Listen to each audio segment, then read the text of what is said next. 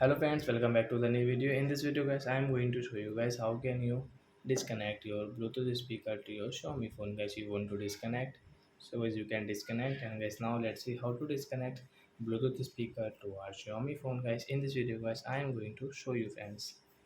So before starting friends, I want to tell you guys, if you're new in my channel, so first of all go and subscribe my channel, click the bell icon and like my video. So guys, now let's start the video friends. First of all, open your phone setting